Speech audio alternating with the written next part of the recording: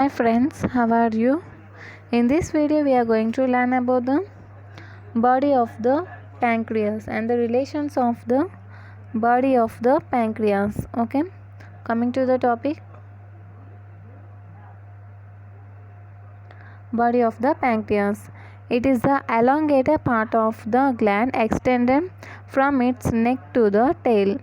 It is the elongated part of the gland extending from its neck to the tail. It passes towards the left of midline with a slight upward and backward inclination. It passes towards the left of the midline with a slight upward and backward inclination. It lies in the front of the vertebral column or just below the transpyloric plane. It lies in front of the vertebral column are just below the transpyloric plane. External features. It is somewhat triangular in cross section and represents three borders, three surfaces, one process. Three borders, anterior, superior and inferior borders, and surfaces are anterior, posterior and inferior. And it has one process, that is tuber omentulum. A part of the body projects above the lesser curvature of the stomach and comes in contact with the lesser omentum across the lesser sac. Coming to the figure, this figure shows the external features of the body of the pancreas, and the body of pancreas is looks like triangular in shape in cross section, and it has three borders and three surfaces, and the three borders are anterior, superior and inferior. These are the three borders, and the three surfaces are anterior surface, posterior surface and inferior surface. These are the three surfaces. Okay. And it has one process, okay, that is tuber omentule. Coming to the relations, anterior border provides the attachment to the roof of transverse mesocolon. Anterior border provides the attachment to the root of transverse mesocolon.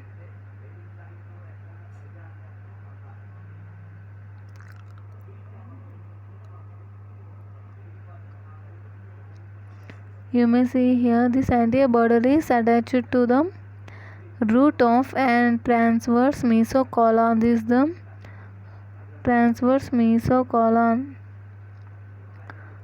Okay. Anterior border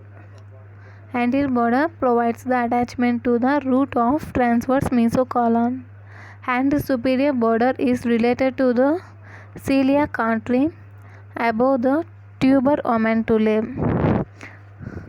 Hepatic artery to the right and splenic artery to the left of the tuber omentulum. Superior border is related to the colic artery above the tuber omentulum, superior artery to the right and splenic artery to the left. This is the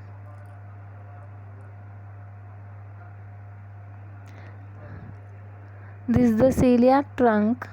Okay, this is the process. Which process?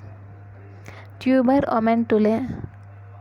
For liver, hepatic artery to right side. For spleen, it is towards the left to the tuber omentule. We already learned that point.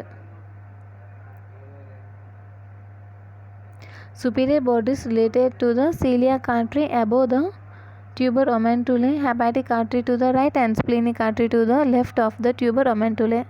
Next, inferior border is related to the superior mesenteric vessels at its right end. Inferior border is related to the superior mesenteric vessels.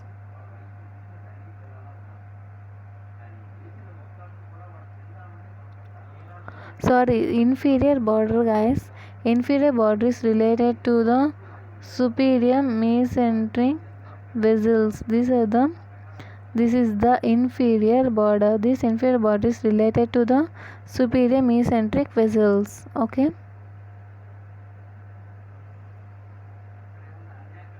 Inferior border is related to the superior mesenteric vessels at right end. I show you the right end.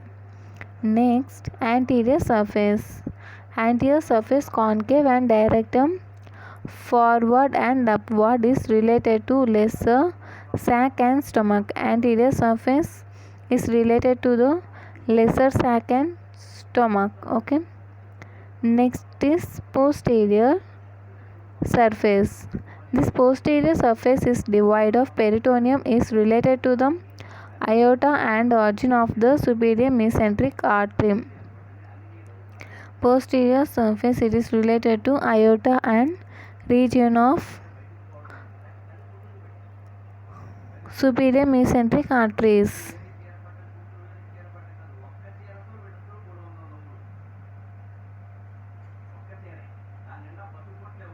Okay.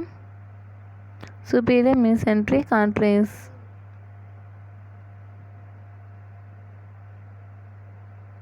Aorta and origin of superior mesenteric artery. And next one is left kidney and left suprarenal glands. Left kidney and this is the left kidney, left renal vessels. Left kidney and left suprarenal glands. Okay. Next is splenic vein, usually lies in a groove below the level of splenic artery. Splenic vein usually lies in the groove below the level of splenic artery. Splenic vein just below the level of splenic artery. Okay.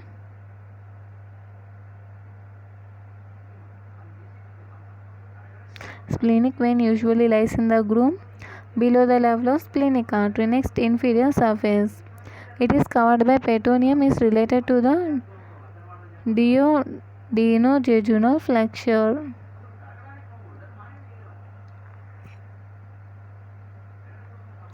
And the inferior surface covered by peritoneum is related to the duodenojejunal flexure. Okay.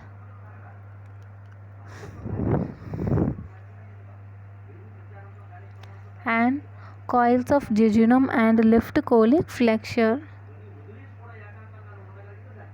Not shown here, guys. Okay, you may see here this inferior surface is related to the okay in anterior relations it given, guys. In inferior surface of pancreas, body of the pancreas, it is related to the three structures. Number 1, duodenojejunal flexure, coils of jejunum and left colic flexure. Okay, remember, duodenojejunal flexure, coils of jejunum and left colic flexure. Okay, these are the three structures that related to the inferior surface of the body of the pancreas. Okay, guys, I think it is clear to you. If you once again practice these diagrams, it is so easy for you to write and attempt in exam. Okay, if you like this video, like, share and subscribe. Thank you.